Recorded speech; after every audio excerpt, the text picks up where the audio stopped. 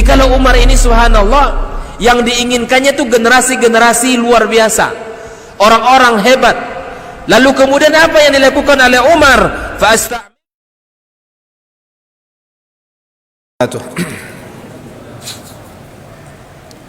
Innal hamdalillah nahmaduhu wa nasta'inuhu wa nastaghfiruh wa na'udzu billahi min shururi anfusina wa sayyiati a'malina may yahdihillahu fala mudilla lahu wa may yudlil fala hadiyalah. Ashhadu an la ilaha illallah wahdahu la syarika lah wa ashhadu anna Muhammadan abduhu wa rasuluhu alladzi la nabiyya ba'dah. Amma ba'd. Allahumma 'allimna ma yanfa'una wanfa'na bima 'allamtana wa zidna 'ilma. Allahumma ij'alna mimman yastami'una al-qawla fayattabi'una ahsanah. Ma'asyiral muslimin wal muslimat, Bapak Ibu yang semoga senantiasa dalam perlindungan Allah Subhanahu wa taala.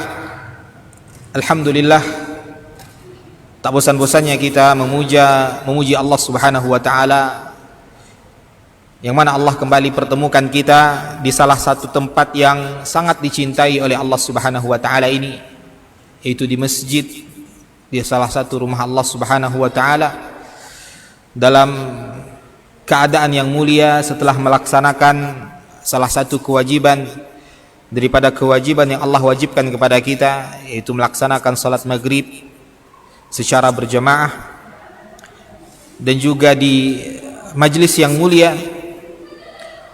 majlis yang disebutkan oleh Nabi sallallahu alaihi wasallam padanya ada sakinah, padanya ada ketenangan, padanya ada rahmat Allah Subhanahu wa taala, di dalamnya ada naungan malaikat-malaikat Allah, dan bahkan yang lebih mulia daripada itu semua, Nabi sallallahu alaihi wasallam mengatakan wa dzakarahumullahu fiman indah. Nama kita disebutkan oleh Allah Subhanahu wa taala di sisi malaikat-malaikatnya yang mulia. Bahkan duduknya kita, Bapak Ibu kaum muslimin kaum muslimat, kalaulah hanya sekedar untuk menunggu waktu salat ke salat berikutnya saja itu sudah mulia. Apalagi kalau kita mengisinya ya dengan majelis ilmu, maka kemuliaannya akan semakin bertambah. Ya, duduknya saja kita di rumah Allah sembari menunggu waktu salat berikutnya itu saja sebuah kemuliaan. Kata Nabi sallallahu alaihi wasallam, ala adullukum ala ma yamhu bihil khati'at wa yarfa'u bihid darajat. Maukah kalian aku tunjukkan terhadap perkara yang dapat menghapuskan dosa kalian dan mengangkat derajat kalian? Maka salah satu di antaranya, kata Nabi sallallahu alaihi wasallam, wantizarus salati ba'da shalah, dan menunggu salat setelah ya salat. Ya, artinya menunggu waktu salat, setelah salat yang kita lakukan kita tunggu waktu salat berikutnya, ya maka di situ kita mendapatkan kemuliaan yang luar biasa. Kata Nabi sallallahu alaihi wasallam, dosa kita diampuni, derajat kita diangkat oleh Allah Subhanahu wa taala. Bahkan dalam hadis yang lain Nabi mengatakan bahwasanya malaikat senantiasa mendoakan kita. Ya, mereka senantiasa mendoakan kita dengan doa mereka, Allahumma ighfir lahu, Allahumma arhamhu. Ya Allah, ampuni dia, ya Allah rahmati dia. Ya, maka luar biasa kemuliaan yang sedang Allah janjikan kepada kita saat ini, dan kita yakin akan hal itu. Maka mudah-mudahan niat kita ikhlas karena Allah Subhanahu wa taala, dan mudah-mudahan Allah berkenan memberikan apa yang telah dijanjikan oleh Rasul sallallahu alaihi wasallam. Salat dan salam semoga senantiasa terlimpahkan untuk Nabi kita yang mulia, Nabi Muhammad sallallahu alaihi wasallam, yang mana diutusnya baginda Rasul sallallahu alaihi wasallam saja itu sudah nikmat yang sangat besar yang Allah berikan kepada hamba-hambanya yang beriman. Allah Subhanahu wa taala berfirman di dalam Al-Qur'an, laqad mannallahu 'alal mu'minina idz ba'atsa fihim rasulan min anfusihim. Sungguh Allah telah berikan nikmat kepada orang-orang yang beriman. Apa nikmat mereka? Idz ba'atsa fihim rasulan min anfusihim. Tatkala Allah mengutus seorang rasul dari kalangan mereka sendiri. Ya, maka diutusnya Rasulullah sallallahu alaihi wasallam kepada kita itu adalah nikmat Allah yang sangat besar yang wajib kita syukuri. Maka berusahalah kita untuk benar-benar mencintai Rasulullah sallallahu alaihi wasallam dengan kecintaan yang benar, dengan membenarkan apa yang dibawa oleh Nabi sallallahu alaihi wasallam, mentaati perintah yang ia perintahkan serta menjauhi larangan yang dilarang oleh Rasul sallallahu alaihi wasallam. Wa alla ya'budallaha illa bima syara'. Dan hendaklah kita jangan beribadah kepada Allah kecuali kita tahu itu adalah syariat dari Nabi sallallahu alaihi wasallam. Ma'asyiral muslimin wal muslimat, Bapak Ibu yang dimuliakan oleh Allah Subhanahu wa taala, di malam hari yang berkah ini, di saat Allah turunkan hujan kepada kita, maka kita akan membahas pembahasan tentang al-birru was-silah, tentang berbakti dan silaturahim. Al-Imam Ibnu Hajar Al-Asqalani rahimahullah dalam kitab beliau Bulughul Maram membuat bab tersendiri tentang ini, yaitu al-birru was-silah, berbakti dan silaturahim. Bahkan Imam Ibnul Jauzi rahimahullah membuat kitab khusus tentang hal ini, yang menceritakan kepada kita tentang riwayat-riwayat daripada para ulama kita dahulu, para sahabat Nabi sallallahu alaihi wasallam, para ulama kita yang terdahulu, bagaimana berbakti mereka dan bagaimana silaturahim mereka. Yang mana kebanyakan kita hari ini keliru dalam memahami silaturahim yang benar. Hari ini kita menyangka silaturahim itu adalah mengunjungi teman-teman. Mengunjungi teman-teman, mengunjungi teman lama yang sudah lama tidak bertemu, lalu kita katakan mau kemana, mau silaturahim, kemana, bertemu teman-teman. Maka bertemu teman-teman, ma'asyiral muslimin wal muslimat, itu bukan silaturahim. Berkunjung di hari raya ke rumah Pak RT, Pak RW, Pak Lurah dan seterusnya, lalu kita mengatakan itu silaturahim, itu bukan silaturahim. Itu hanya kunjungan antara seorang mukmin ke mukmin yang lainnya, dan itu juga sebuah ibadah yang mulia. Tapi silaturahim yang diminta oleh syariat, yang nanti akan kita sebutkan kemuliaan-kemuliaannya dan ancaman-ancaman bagi yang memutusnya, adalah menyambung silah, artinya menyambung. Menyambung hubungan kepada orang-orang yang memiliki hubungan nasab dengan kita, memiliki hubungan rahim dengan kita, maka mereka-merekalah yang paling berhak mendapatkan kebaikan kita. Mereka-merekalah yang paling berhak mendapatkan kebaikan dari kita.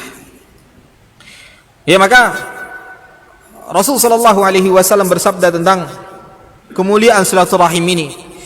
Kata baginda Rasul sallallahu alaihi wasallam dalam hadis yang diriwayatkan oleh Imam Bukhari dan Imam Muslim.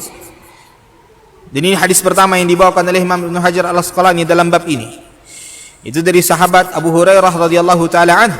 Nabi sallallahu alaihi wasallam bersabda, kata beliau sallallahu alaihi wasallam, "Man ahabba ay yabsuta lahu fi rizqihi aw yunsa'alahu fi atharihi falyasil rahimah." Kata baginda Rasul sallallahu alaihi wasallam, barang siapa yang ingin Allah bukakan pintu rezekinya, Allah hamparkan rezekinya, wa yunsa'alahu fi atharihi, dan Allah tambahkan umurnya, falyasil rahimah, hendaklah dia menyambung silaturahimnya. Hendaklah dia menyambung silaturahimnya. Kata baginda Rasul sallallahu alaihi wasallam. Ini dia satu hadis di antara banyak hadis yang menyebutkan kepada kita tentang kemuliaan silaturahim tadi. Maka Imam Ibnu Hajar Al-Asqalani rahimahullahu taala dalam kitab beliau yang lain Fathul Bari menjelaskan makna silaturahim tadi. Apa kata Imam Ibnu Hajar Al-Asqalani rahimahullah dalam kitab Fathul Bari? Kata beliau, silaturahim itu yutlaqu 'alal aqarib wa hum man bainahu wa bainal akhar nasabun sawa'un kana yarithu am la, sawa'un kana mahramun am la. Dan siapa yang dimaksudkan dengan rahim, yang mana kita diperintahkan untuk menyambungnya, maka kata beliau rahimahullahu taala yang dimaksud adalah al-aqarib, yaitu karib kerabat kita. Siapa mereka? Wahum man bainahu wa bainal akhar nasabun, yaitu antara dirinya dan orang lain, ya, dan orang itu ada hubungan nasab. Ada hubungan nasab. Ya, itulah silaturahim. Makanya Umar bin Khattab radhiyallahu taala anhu sampai-sampai mewanti-wanti kita. Kata beliau radhiyallahu taala anhu, "Ta'allamu ansabakum." Pelajarilah nasab kalian. Nah, kita hari ini tidak tahu nasab kita, Pak. Kita hanya tahu ayah kita, kakek kita nggak tahu kita. Pokoknya kita punya kakek. Namanya kita nggak tahu. Dan kita tidak tahu siapa adik-adik kakek kita tadi. Tidak tahu kita siapa sepupu-sepupunya. Tidak tahu kita siapa ya cucu-cucunya yang lain. Kita hanya tahu hanya kita. Padahal tadi Umar katakan apa? Ta'alamu ansabakum. Pelajarilah nasab kalian. Ketahuilah siapa kerabat kalian. Kemudian apa? Summa silu arhamakum. Lalu sambunglah silaturahim kalian. Kepada mereka lah kalian seharusnya bersilaturahim.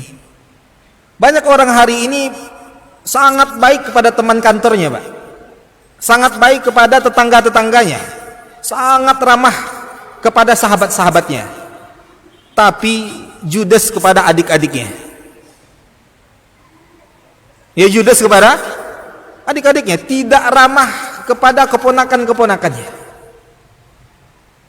Ya, tidak suka memberi kepada kerabatnya. Subhanallah. Padahal sekali lagi merekalah yang paling berhak mendapatkan kebaikan dari kita. Yang kita menyangka silaturahim hanya sekedar mengunjungi mereka di hari raya saja. Ya kan, Pak? Sebagian kaum muslimin baru bertemu dengan pamannya di hari raya saja. Itu pun kalau ketemu, Pak. Itu pun kalau ketemu. Ya, baru dia mengunjungi keponakannya di hari raya saja. Baru dia mengunjungi bahkan orang tuanya hanya di hari raya saja. Subhanallah. Dan mereka menyangka silaturahim itu hanya sekedar mengunjungi saja atau hanya sekedar menanyakan kabar saja. Padahal Imam Ibnu Katsir rahimahullahu taala ketika menjelaskan, menerangkan tentang ayat yang berbicara tentang silaturahim ini, yaitu dalam surat Ar-Ra'd. Ya, Allah Subhanahu wa taala berfirman, ya, terhadap orang-orang yang dijanjikan surga oleh Allah Subhanahu wa taala, di antara mereka ya dijanjikan kebaikan di dunia dan di akhirat. Uqbad dar, yaitu kebaikan di dunia dan di akhirat. Siapa mereka di antaranya? Alladzina yasiluna ma amara Allahu bihi ayyusala wa yakhshawna rabbahum wa yakhafuna su'al hisab. Yaitu mereka-mereka yang senantiasa menyambung hubungan terhadap orang-orang yang Allah perintahkan untuk disambung. Wa yakhshawna rabbahum, dan mereka adalah orang-orang yang senantiasa takut kepada Rabb mereka. Wa yakhafuna su'al hisab, dan mereka senantiasa takut terhadap hisab yang buruk pada hari kiamat kelak.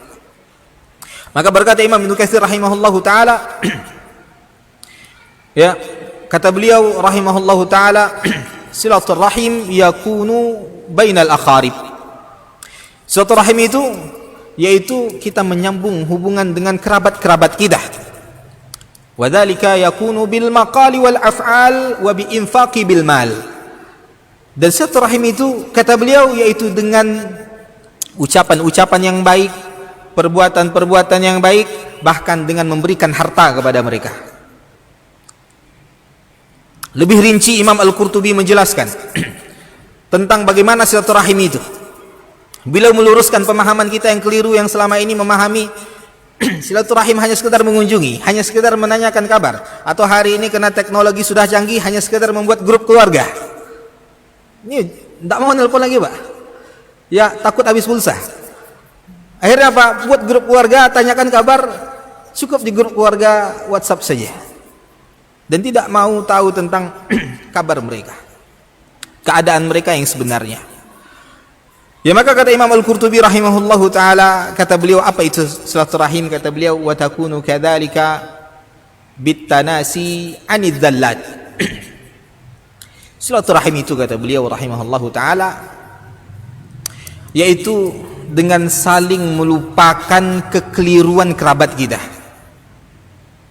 Itu pertama kata beliau. Banyak orang sekarang bisa memaafkan teman-temannya apabila berbuat salah, namun mereka tidak bisa maafkan ketika saudaranya sendiri berbuat salah kepada dia. Subhanallah. Ini realita yang kita lihat. Ya, banyak dia di hadapan teman-temannya seperti sosok yang pemurah, sosok yang dermawan, sosok yang suka memaafkan ketika kawannya, sahabatnya berbuat kekeliruan. Tapi jangan coba-coba kalau kakaknya, adiknya, keponakannya, pamannya sekali-kali membuat kesalahan kepadanya, salah bicara kepadanya, salah sikap kepadanya, dia tidak mau menyapanya lagi. Terjadi, Pak? Terjadi, dan banyak di masyarakat kita seperti itu. Ya, bahkan tadi ya bisa berbantah-bantahan bahkan antara kakak dan adik ya dalam memperebutkan harta dan seterusnya. Padahal silaturahim itu, kata Imam Al-Qurtubi, bitanasi anizallat, lupakan kekeliruan mereka ketika mereka membuat kekeliruan. Lupakan. Wassafhi anil khati'at, dan maafkan mereka ketika mereka membuat kesalahan.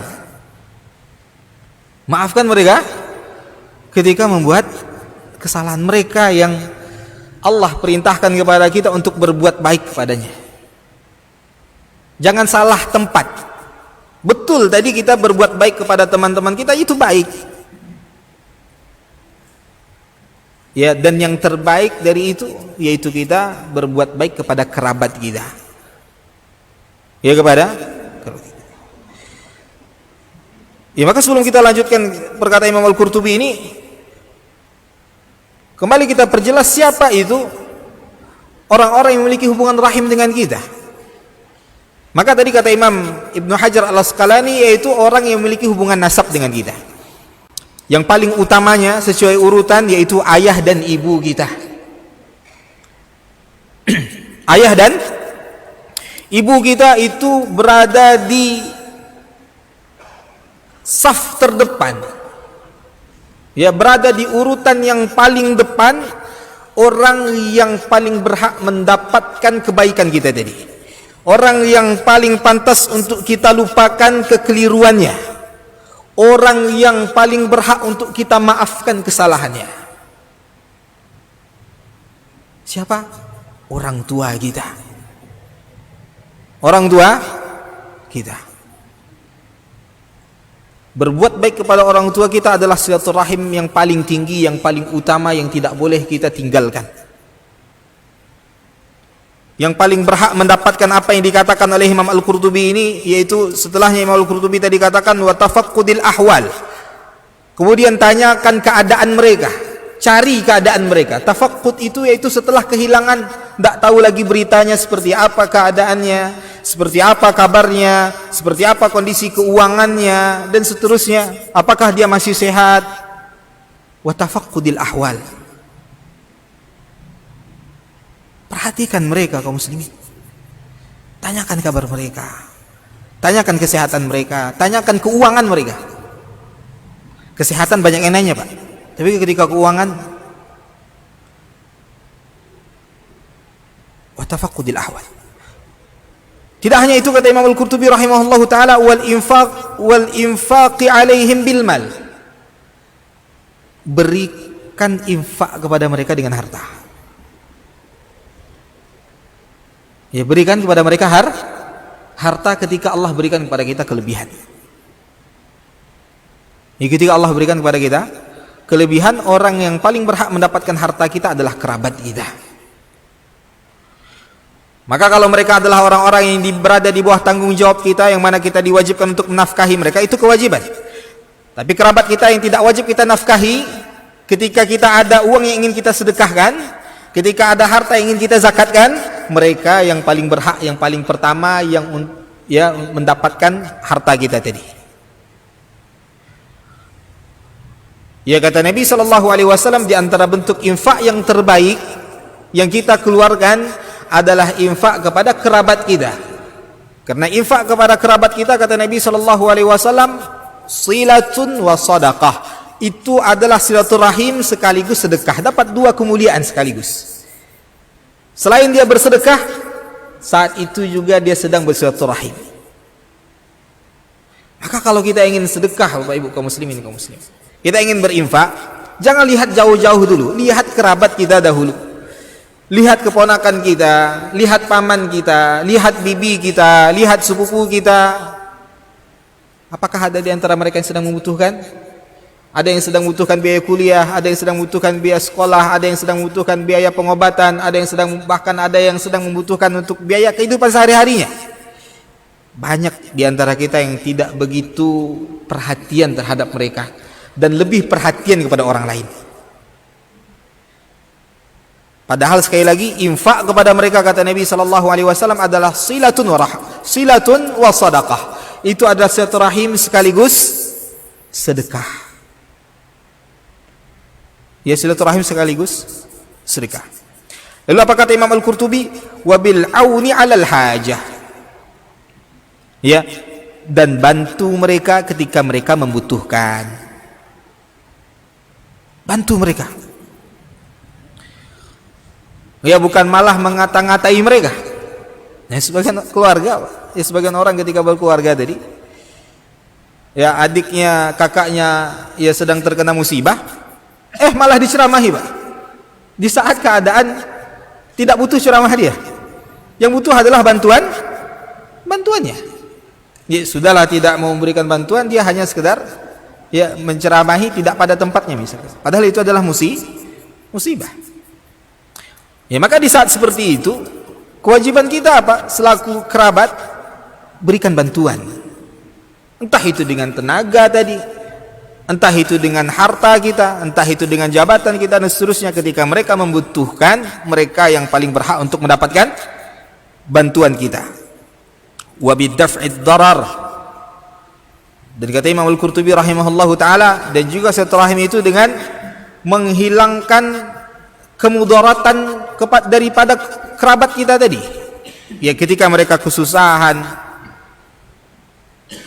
ya ketika mereka ditimpa musibah, kita yang berusaha untuk menghibur mereka, kita yang berusaha untuk membuat mereka kembali ceria, kita yang berusaha untuk menghilangkan mudarat yang ada pada mereka, karena kita adalah kerabat mereka, karena kita adalah orang yang Allah perintahkan untuk menyambung silaturahim dengan mereka.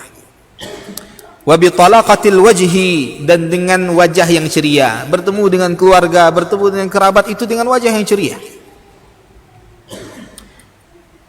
Ya, dan itulah di antara wasilah ya sarana bersilaturahim yang dikatakan oleh Imam Al-Qurtubi rahimahullahu taala. Maka tadi kita katakan silaturahim adalah orang yang memiliki hubungan nasab dengan kita. Maka yang paling utama, yang paling terdepan adalah ayah dan ibu kita. Ya. Kemudian anak-anak kita. Ya, secara urutan ayah dan ibu kita. Kemudian anak-anak kita. Kemudian saudara kandung kita. Ya, saudara kandung kita yang seayah dan seibu. Kemudian ayah dan ibu daripada ayah kita, ayah dan ibu daripada ibu kita, dan begitu seterusnya ke atas. Kemudian anak daripada anak-anak kita, seterusnya ke bawah. Ya, kemudian anak daripada saudara kandung kita tadi, dan seterusnya. Mereka adalah orang yang paling utama mendapatkan kebaikan kita tadi, yang paling utama untuk kita sambung silaturahimnya tadi. Lalu siapa? Kemudian paman-paman kita dari jalur ayah, ya paman dan bibi kita dari jalur ayah, paman dan bibi kita dari jalur ibu. Ya, kemudian anak-anak mereka. Kemudian anak-anak mereka itu sepupu kita. Mereka itu adalah orang-orang yang memiliki hubungan rahim dengan kita, memiliki hubungan nasab dengan kita. Baik mereka adalah kerabat-kerabat kita yang kelak mewarisi kita, atau kita mewarisi mereka ketika terjadi kematian. Baik mereka adalah orang-orang yang memiliki hubungan mahram dengan kita atau tidak. Karena kaidahnya Bapak Ibu kaum muslimin kaum muslimat, setiap mahram kita adalah kerabat kita, namun tidak setiap kerabat kita adalah mahram kita. Itu perlu dipahami. Setiap mahram kita adalah kerabat kita, tapi tidak setiap kerabat kita adalah mahram kita. Ya, mahram Allah sebutkan dalam surat An-Nisa ayat 23, siapa mahram-mahram kita. Maka selain itu mereka adalah kerabat kita tapi bukan mahram. Akan tapi kendati pun mereka bukan mahram, karena mereka adalah kerabat kita, mereka adalah orang yang lebih pantas untuk kita perhatikan sebelum orang lain.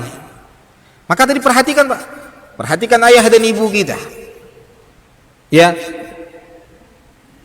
perhatikan hak-hak mereka tadi, yaitu maafkan kekeliruan mereka, maafkan kesalahan mereka, lupakan itu semua. Jangan pernah ada kita menyimpan di dalam hati kita. Janganlah pernah kita menganggap ayah dan ibu kita tidak adil kepada kita. Maafkan. Maafkan mereka kalau mereka seandainya tidak adil kepada kita, mungkin karena ketidaktahuan mereka. Harus berbuat adil kepada anak-anak. Tapi mungkin dikenakan ketidaktahuan mereka. Mereka mungkin lebih menyayangi sang kakak daripada sang adik. Maafkan. Maafkan ketika mereka melakukan kekeliruan itu. Lupakan kesalahan mereka. Ya, seandainya mereka pun melakukan kesalahan kepada kita. Seandainya orang tua melakukan kesalahan kepada kita, lupakan kesalahan mereka. Wa tafaqqudil ahwal, tanyakan keadaan mereka. Tanyakan keadaan mereka, tanyakan kesehatan mereka, tanyakan kondisi keuangan mereka. Ya, tanyakan bagaimana keseharian mereka. Karena mereka yang paling pantas untuk mendapatkan itu semua. Ya, ketika Ibnu Umar radhiyallahu taala anhuma melihat seorang pemuda di musim haji menggendong ibunya, digendong Bapak Ibu kaum muslimin. Digendong ketika tawaf, digendong ketika sa'i. Tawaf itu 7 putaran, luar biasa letihnya. Tidak hanya itu, bahkan ketika sa'i juga digendong. Ketika pergi ke Arafah juga digendong. Ketika pergi di Mina juga digendong. Ketika melempar jumrah juga digendong. Digendong terus oleh sang anak tadi, oleh pemuda tadi. Ketika sedang tawaf terlihat oleh Ibnu Umar. Maka ketika terlihat oleh Ibnu Umar, pemuda tadi bertanya kepada Ibnu Umar radhiyallahu taala anhu. Kata pemuda tadi dengan penuh kebanggaan karena bakti yang luar biasa yang dia lakukan tadi. Ia bertanya kepada Ibnu Umar, hal jazaituha, wahai Ibnu Umar, apakah aku sudah membalas jasa ibuku? Apakah dengan begini jasa ibuku selama ini telah terbalaskan? Maka apa kata Ibnu Umar? La, tidak. Walau zafratan wahidah, yang telah engkau lakukan itu, demi Allah tidak membalas jasa ibumu, walaupun satu helaan nafas yang sangat berat yang ia keluarkan ketika melahirkanmu. Kan banyak helaan nafas itu. Ya, seorang ibu ketika melahirkan anak, luar biasa beratnya nafasnya, luar biasa sakit yang luar biasa yang ia rasakan. Sekali helaan nafasnya, kata Ibnu Umar, itu ya apa yang telah engkau lakukan tidak cukup untuk membalas itu. Ya, tidak cukup untuk membalas. Subhanallah. Itu saja yang dilakukan pemuda tadi tidak cukup untuk membalaskan bakti, untuk membalaskan kebaikan sang ibu kepada anak. Lalu bagaimana dengan kita yang tidak berbuat apa-apa untuk orang tua kita, lalu kita mengatakan kita telah membalas jasa ibu dan ayah kita. Subhanallah. Demi Allah, jasa ayah dan ibu kita tidak akan pernah terbalaskan, walaupun kita memberikan dunia dan segala isinya kepada mereka. Ya, bahkan ketika seorang pemuda datang jauh-jauh dari Yaman menuju Madinah, ya jauh-jauh datang dari Yaman menuju Madinah, bukan untuk pergi tamasya, bukan untuk pergi liburan, bukan untuk pergi bersenang-senang, tapi dia jauh-jauh datang dari Yaman menuju Madinah untuk ingin bergabung bersama pasukan Rasul sallallahu alaihi wasallam di medan perang, di medan jihad.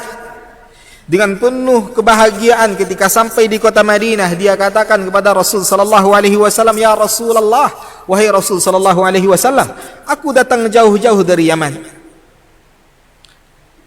Aku datang ke sini wahai Rasul sallallahu alaihi wasallam ingin berjihad bersamamu. Akan tetapi aku tinggalkan kedua orang tuaku dalam keadaan menangis. Mereka tidak merelakanku pergi, tapi aku tetap pergi." Dia menyangka itu sebuah kebanggaan bagi dia. Maka apa kata Nabi sallallahu alaihi wasallam ya kepada pemuda tadi? Karena tahu ibunya menangis, ya maka kata Nabi kepada pemuda tadi, "Irji' ilaihima." Kembali engkau ke Yaman. Padahal jarak tempuhnya itu hari ini Pak lebih daripada 1000 km. Ya dengan kendaraan ala kadarnya pada saat itu. Telah jauh-jauh dia datang dari Yaman. Tapi apa kata Nabi? Irji' ilaihima. Pulang engkau kembali ke orang tuamu. Fa'adhikhuma kama abkaitahuma. Buat mereka kembali tertawa sebagaimana engkau telah membuat mereka menangis. Subhanallah. Orang tuanya menangis karena dia pergi jihad. Makanya para ulama mensyaratkan ketika ingin pergi jihad, syarat izin orang tua. Dalam keadaan jihad, apalagi kalau hal-hal yang hina, ya, yang membuat ibu kita menangis, membuat ayah kita menangis, maka tentu Nabi SAW lebih murka lagi. Terlalu banyak kita hari ini, ya, atau kita dahulu membuat ayah dan ibu kita menangis hanya dikarenakan kebodohan kita, hanya dikarenakan ya hal-hal remeh yang kita minta kepada mereka. Dikarenakan kenakalan kita, dikarenakan kedurhakaan mereka menangis. Bayangkan betapa murkanya Allah subhanahu wa ta'ala dengan perbuatan kita. Jadi wala taqul lahuma uff, kata Allah. Jangan durhaka. Untuk mengucapkan saja kata Allah itu tidak dibenarkan. Tidak ada lagi perkataan yang lebih ringan dari ini.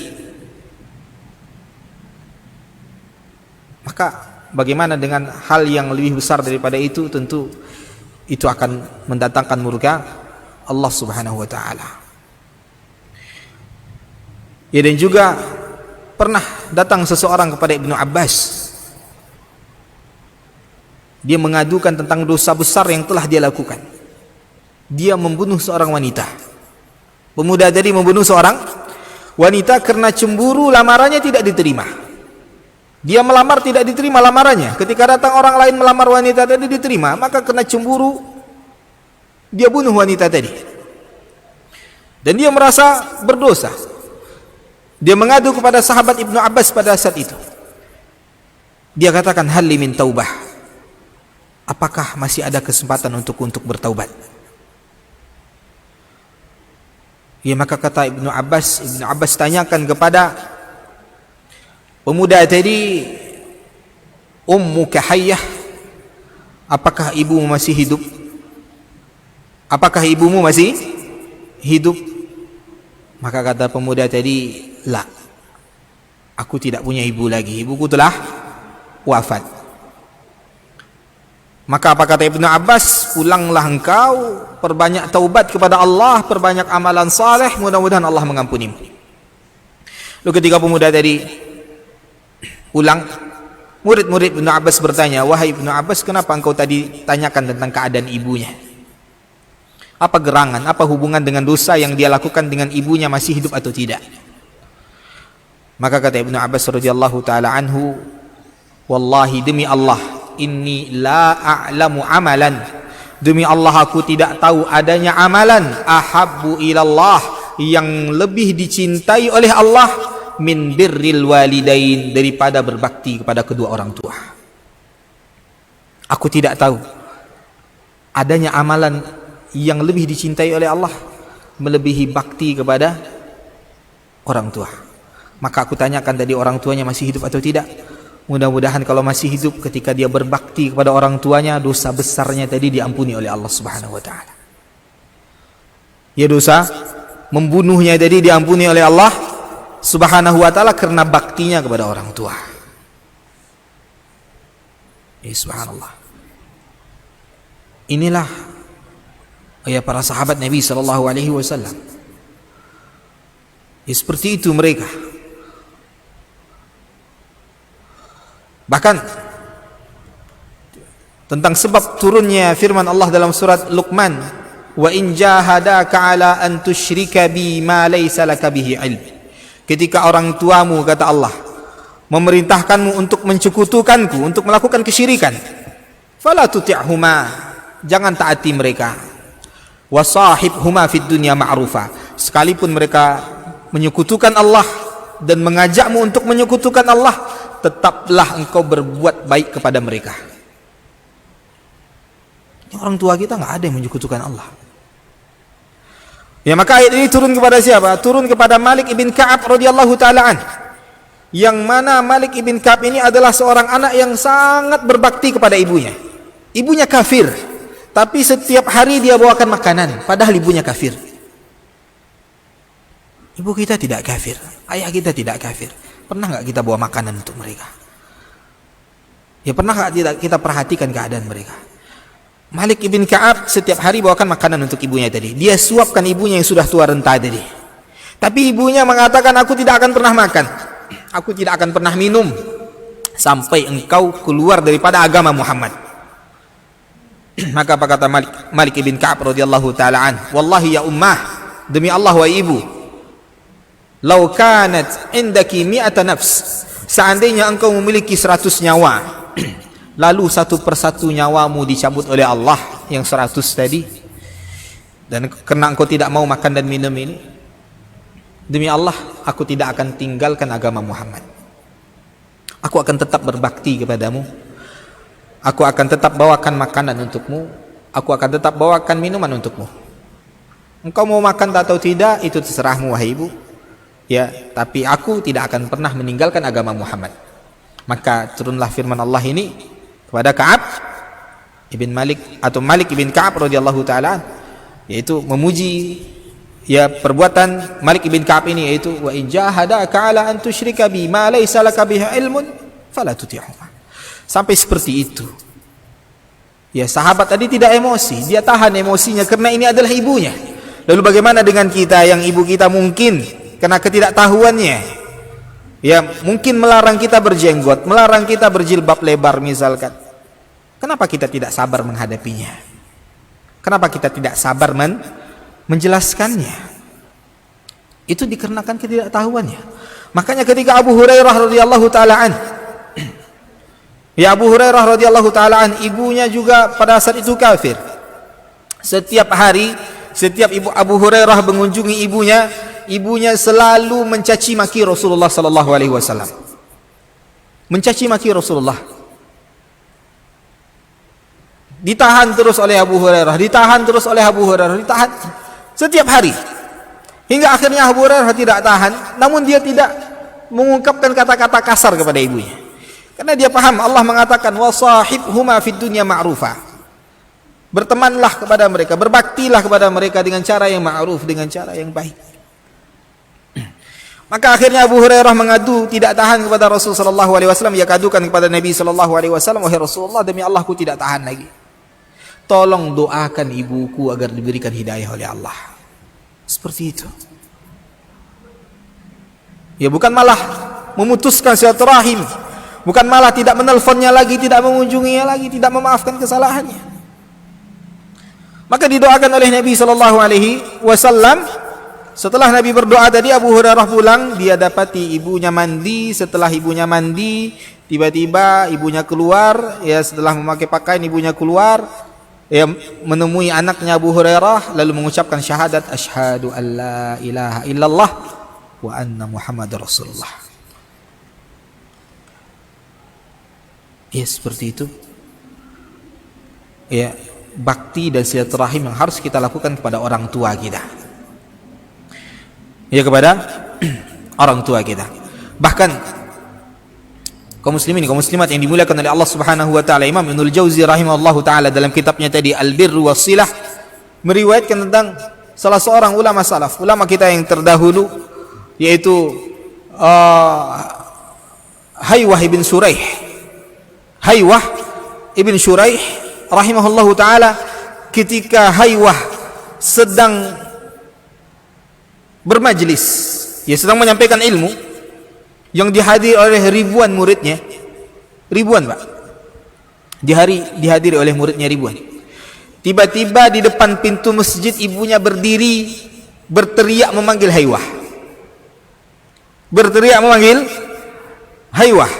Untuk apa Pak? Hanya untuk perkara yang sangat sepele.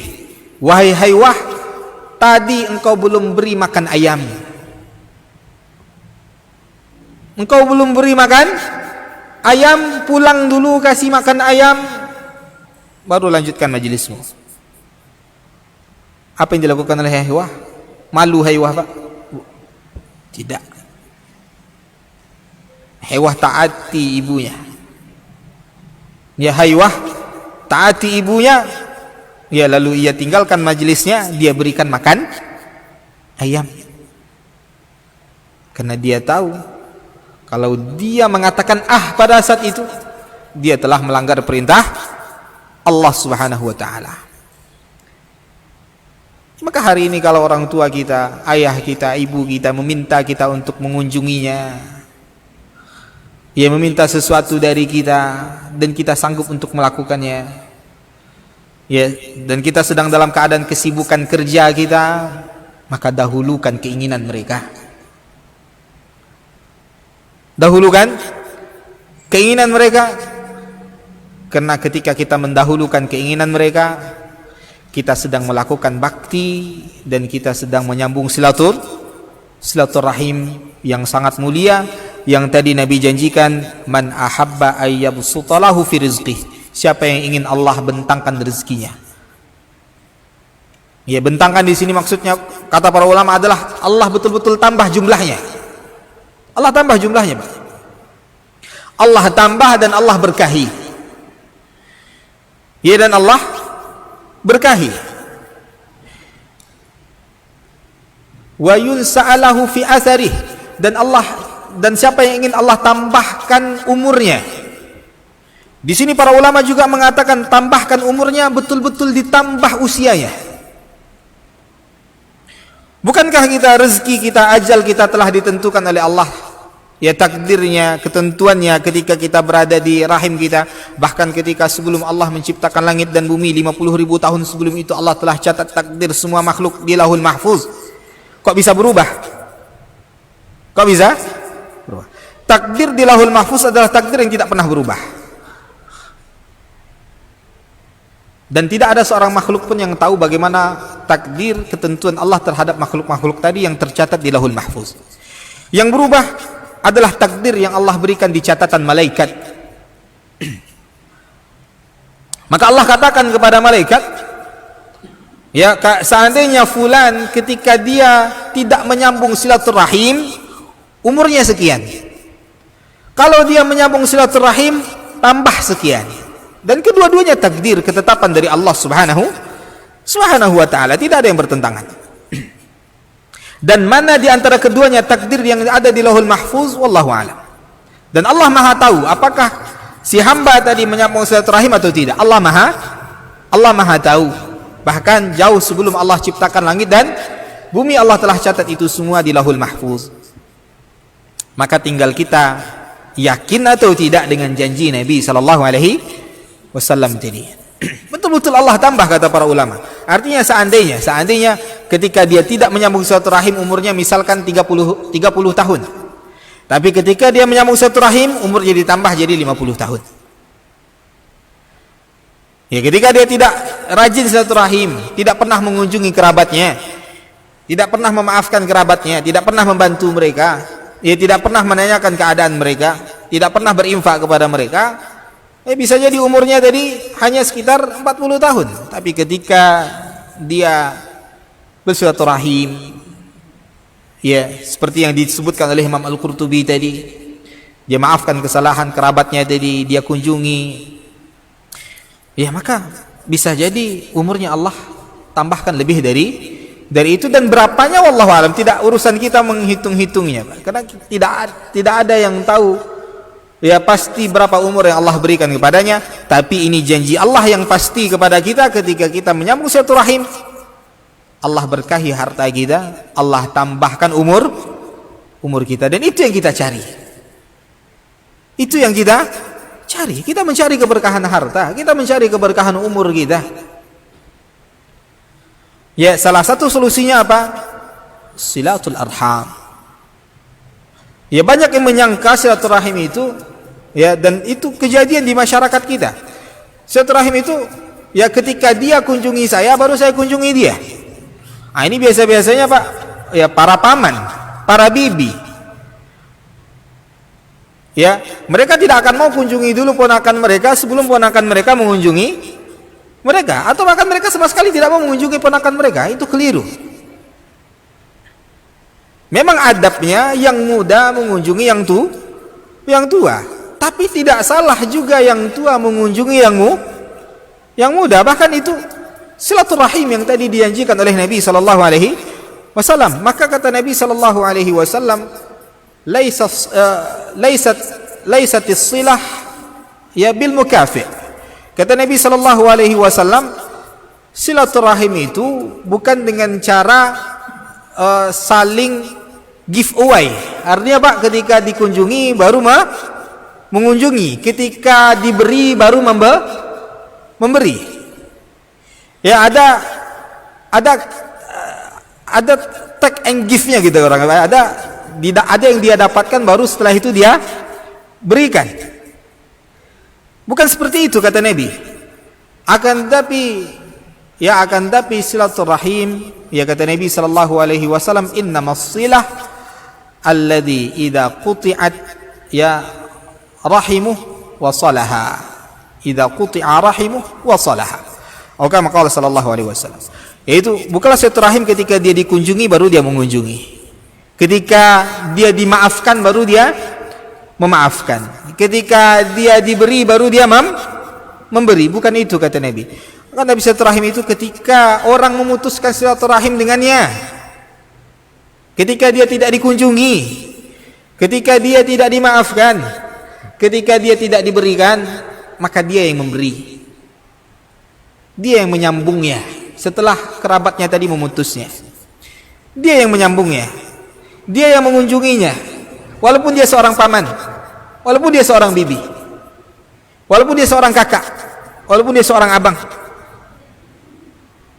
Ya, ini mentang-mentang dia abang, mentang-mentang dia kakak, mentang-mentang dia paman, mentang-mentang dia bibi tadi, ketika terjadi cekcok tadi, ketika terjadi kesalahpahaman tadi, ya, dia tidak mau memaafkan sampai ponakannya mengunjunginya.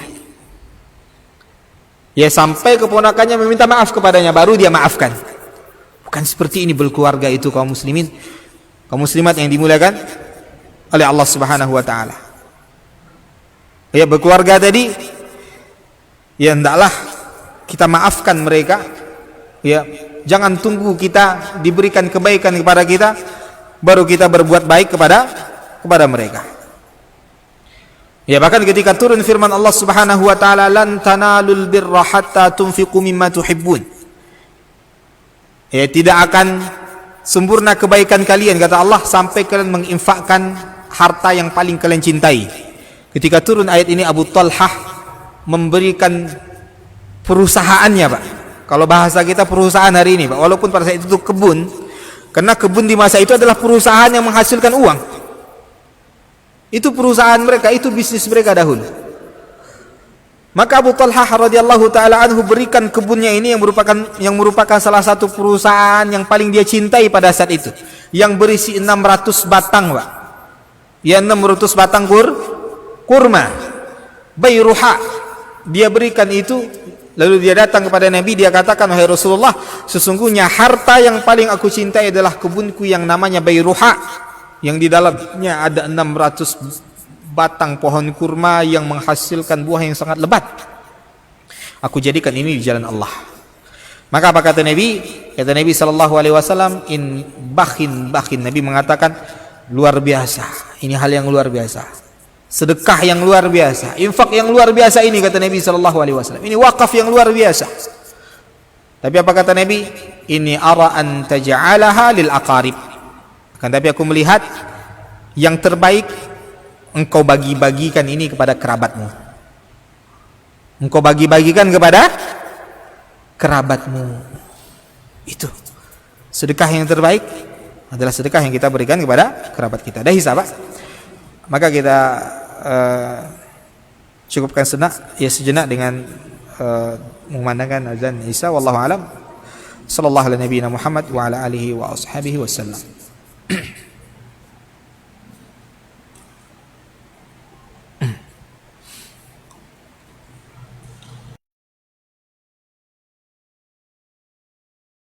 Kalau Umar ini subhanallah, yang diinginkannya tuh generasi-generasi luar biasa, orang-orang hebat. Lalu kemudian apa yang dilakukan oleh Umar?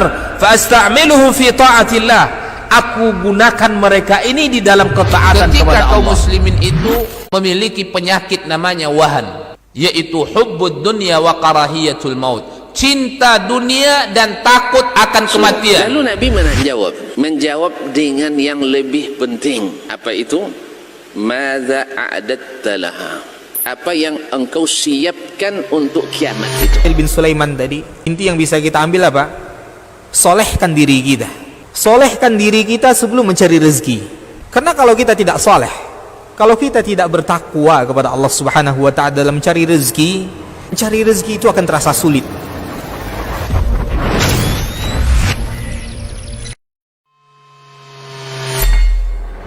Di para sahabat itu, kaum muslimin, yang terbayang bagi mereka itu adalah infak. Yang terbayang bagi mereka adalah sebuah kebahagiaan, keselamatan di akhirat yang kekal dan abadi di sisi Allah tabaraka wa taala. Semua kita boleh klaim sekarang. Kamu cinta Nabi? Cinta Ustaz. Cinta Nabi? Cinta Ustaz. Termasuk saya. Cinta Nabi? Cinta. Kapan tahunya? Besok di akhirat. Maka apa kata Nabi sallallahu alaihi wasallam? Amalur rajuli biyadihi. Penghasilan yang terbaik adalah pekerjaan yang dilakukan oleh seseorang dengan tangannya sendiri. Wa kullu bai'in mabrur, dan setiap jual beli yang mabrur. Ini aktivitas ini membantu saya di akhirat atau akan menyulitkan saya di akhirat. Kalau seandainya perbuatan itu ternyata akan menyulitkan kita di akhirat kelak, tinggalkan perbuatan itu.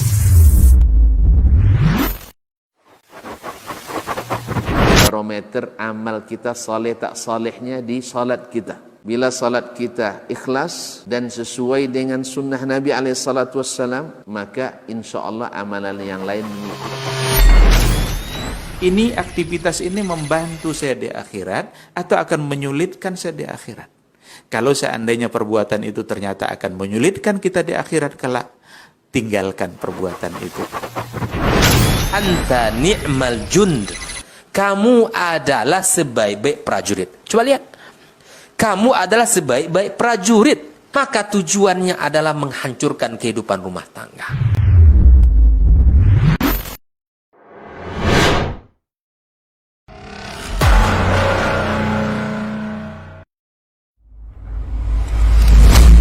Jadi kalau Umar ini subhanallah, yang diinginkannya tuh generasi-generasi luar biasa, orang-orang hebat.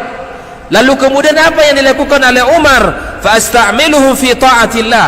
Aku gunakan mereka ini di dalam ketaatan kepada Allah. Ketika kaum muslimin itu memiliki penyakit namanya wahan, yaitu hubbud dunya wa karahiyatul maut, cinta dunia dan takut akan kematian. Lalu Nabi menjawab dengan yang lebih penting. Apa itu?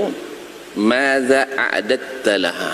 Apa yang engkau siapkan untuk kiamat itu? Bin Sulaiman tadi, inti yang bisa kita ambil apa? Solehkan diri kita. Solehkan diri kita sebelum mencari rezeki. Karena kalau kita tidak soleh, kalau kita tidak bertakwa kepada Allah Subhanahu wa ta'ala dalam mencari rezeki itu akan terasa sulit.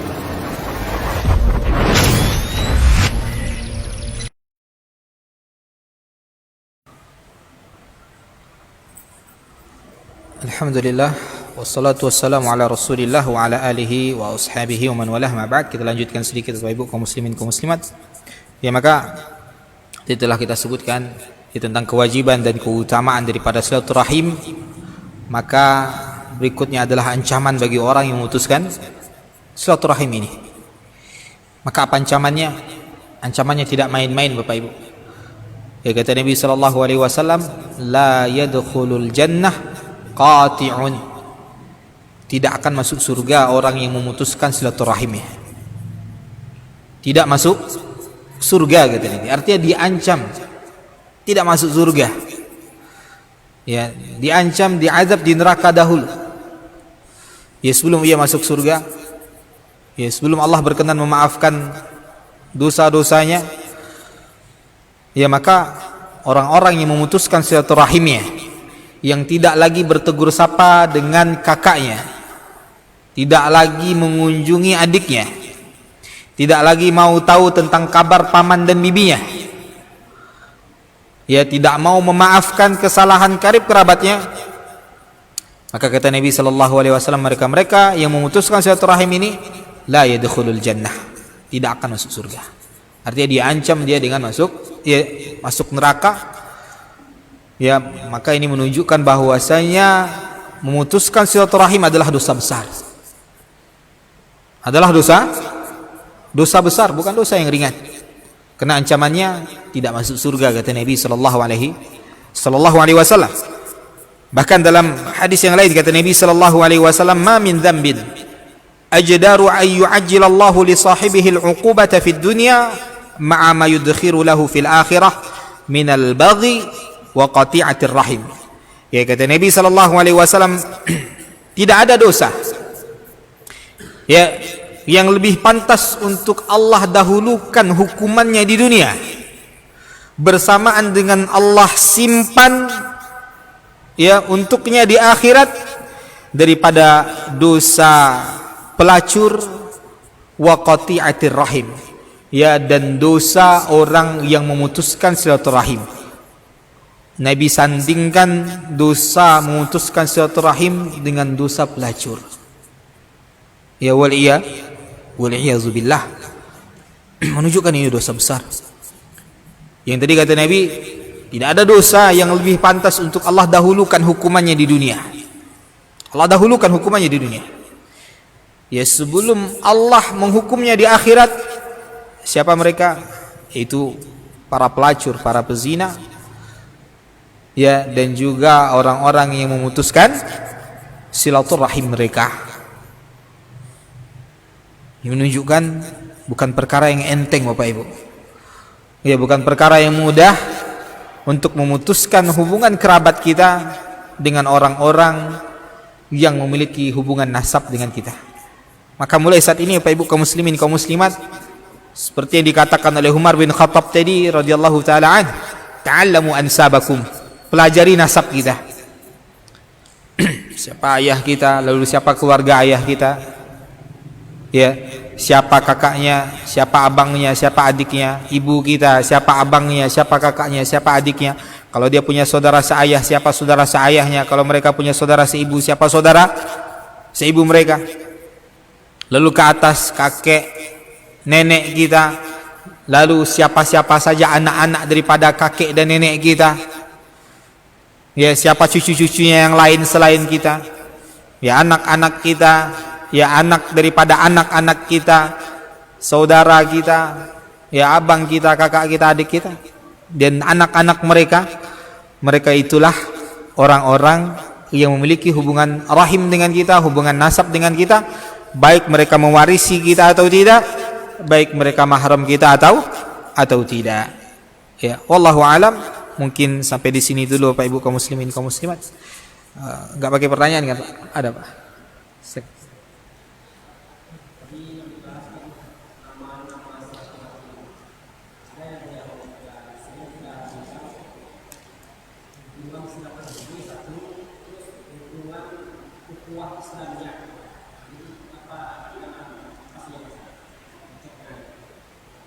Oh, istilah untuk yang bukan selain kerabat kita. Ya, kalau menyambung hubungan, mengunjungi, menanyakan kabar tadi dan seterusnya yang seperti dikatakan oleh Imam Al-Qurtubi, kalau itu dilakukan kepada kerabat-kerabat kita, orang-orang yang memiliki hubungan nasab dengan kita, itu namanya silaturahim, ya, atau silaturahmi bahasa kita. Ya, silaturahmi itu sama. Silaturahmi itu bahasa kita ya, silaturahmi gitu. Bahasa Arabnya silaturahim. Ya, itu udah bahasa Arab juga, Pak. Silaturahmi bahasa Arab juga, cuma pengucapannya kurang pas gitu. Tapi karena itu pengucapan kita sehari-hari tidak masalah. Ya kita ucapkan silaturahmi tidak masalah. Adapun kepada teman-teman kerabat itu hanya mengunjungi biasa saja, bukan silaturahmi. Ya, kalaupun kita menggunakan bahasanya silaturahmi, tapi bukan silaturahmi yang mendapatkan ganjaran oleh Allah dan Nabi tadi. Ya, yang mendapatkan ganjaran, tidak ada masalah dalam istilah sebenarnya. Ya kaum muslimin, kaum muslimat. Tapi kita harus paham istilah yang benarnya apa. Ya, silaturahmi yang hadis Nabi menyebutkan tadi, umurnya dipanjangkan, rezekinya diberkahi, itu apa? Itu menyambung hubungan dengan orang yang memiliki hubungan nasab, bukan mengunjungi teman-teman. Saya mau rezeki berkah, kunjungilah kawan lama dulu. Enggak Pak, itu enggak ada hubungannya dengan hadis tadi. Ya kalau dia mengunjungi teman, menanyakan kabar itu baik. Itu ukhuwah. Itu dari ukhuwah tadi, dia menyambung ukhuwahnya. Ya, persaudaraannya sesama muslim, tapi bukan silaturahim yang diinginkan oleh Allah dan Rasulnya. Yang oleh Allah tadi dalam surat Ar-Ra'd, yaitu alladzina yasiluna ma amarallahu bihi ayyusala wa yakhshawna rabbahum wa yakhafuna su'al hisab. Itu surat Ar-Ra'd ayat 21. Ya, maka silaturahim yang dimaksudkan oleh Allah, silaturahim yang dimaksudkan oleh Nabi sallallahu alaihi wasallam, yaitu kita menyambung hubungan dengan orang yang memiliki nasab dengan kita. Yang memiliki nasab dengan kita. Coba Pak. Ada lagi Pak?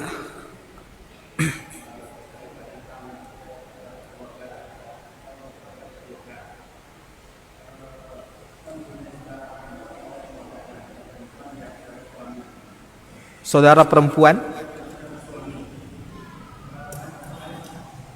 kerabat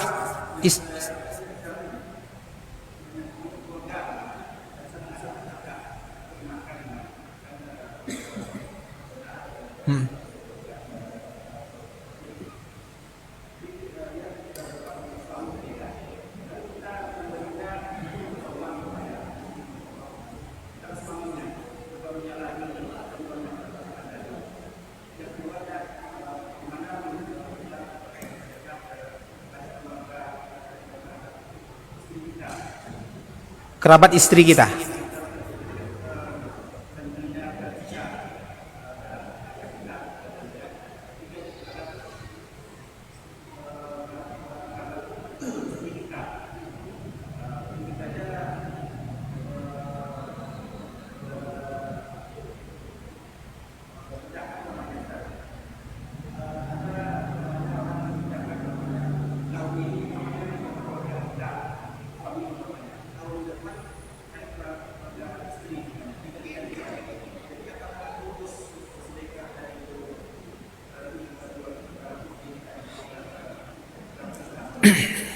Baik. Yang pertama, ketika kita punya kerabat tadi, ya yang perempuan, lalu dia sudah bersuami, lalu kita berikan sedekah tadi atau infak tadi kepada suaminya, apakah itu menyalahi? Ya, tidak menyalahi.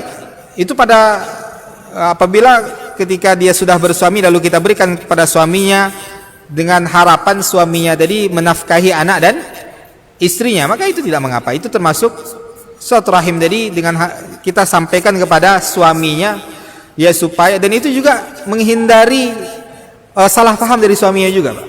Ya bisa juga kalau mana tahu kalau kita langsung berikan kepada kerabat perempuan kita tadi, tersinggung suaminya. Ya menyangka nanti suaminya bersuuzon kalau selama ini tidak menafkahi kerabatnya tadi. Ya maka kalau kita berikan kepada istrinya juga tidak, kepada suaminya tadi tidak masalah. Atau kita berikan kepada istrinya tadi yang merupakan kerabat kita perempuan tadi secara diam-diam, itu juga tidak masalah. Intinya jangan sampai memberinya kita tadi membuat tersinggung suaminya. Ia membuat suaminya tersinggung. Ya maka yang kedua, bagaimana kalau istri kita juga ingin menyambung silaturahim dengan kerabatnya? Ya maka kita juga tidak boleh egois. Kita jangan, ya misalkan di hari lebaran kita hanya bisa saling berkunjung itu hanya di hari lebaran misalkan, dikarenakan kesibukan tadi, dikarenakan mungkin aktivitas yang luar biasa padat tadi, sehingga untuk betul-betul mengunjungi karena jaraknya beda kota gitu kan Pak. Ya biasa karena beda kota. Kalau dalam kota rasanya tidak ada alasan untuk tidak mengunjungi kecuali hanya hari raya. Karena dalam kota itu janganlah kita mengunjungi kerabat kita tadi hanya hari raya saja. Kunjungi mereka di hari-hari kita libur mingguan tadi, atau libur ada dalam sebulan atau sekali 2 bulan. Jangan tunggu hari raya baru mengunjungi mereka. Namun karena beda kota, ya bahkan beda provinsi, kita mungkin hanya bisa mengunjunginya sekali setahun atau bahkan beberapa kali dalam sekian tahun. Ya maka tentu kita sebagai suami istri saling membagi juga. Ya misalkan hari ini kita bersilaturahim, menyambung hubungan rahim kita tadi dengan kerabat kita dengan mengunjunginya tahun ini jatah kita, tahun depan jatah istri kita. Maka yang tahun ini jatah kita, maka istri kita harus tetap menyambung silaturahimnya dengan mungkin menelpon, ya menanyakan kabar melalui media-media sosial hari ini dan seterusnya, melalui video call. Karena media hari ini telah sangat canggih, maka tidak ada alasan untuk tidak menyambung silaturahim tadi, Pak. Ya maka silaturahim yang paling mulia mengunjungi. Ketika tidak sempat untuk mengunjungi, kata Imam Ibnu Abidin rahimahullahu taala, tidak sempat untuk mengunjungi, ya maka minimal tanyakan kabar mereka dengan telepon. Ya kalau hari zaman itu dengan surat, hari ini dengan telepon, dengan media-media sosial yang lainnya. Yang penting jangan pernah sampai terputus, sampai jangan pernah sampai kita tidak tahu bagaimana keadaan mereka. Tiba-tiba telah terdengar kabar mereka telah meninggal. Ya, tiba-tiba telah dengar kabar mereka sudah meninggal. Ini tentu tidak baik. Ini tentu tidak baik. Ya wallahu alam, karena waktu Isya telah masuk. Kita cukupkan sampai sini. Kita akhiri dengan kafaratul majlis. Subhanakallahumma wa bihamdika asyhadu an la ilaha illa anta astaghfiruka wa atubu ilaik. Wa sallallahu ala nabiyyina Muhammad wa ala alihi wa ashabihi ajma'in. Assalamualaikum warahmatullahi wabarakatuh.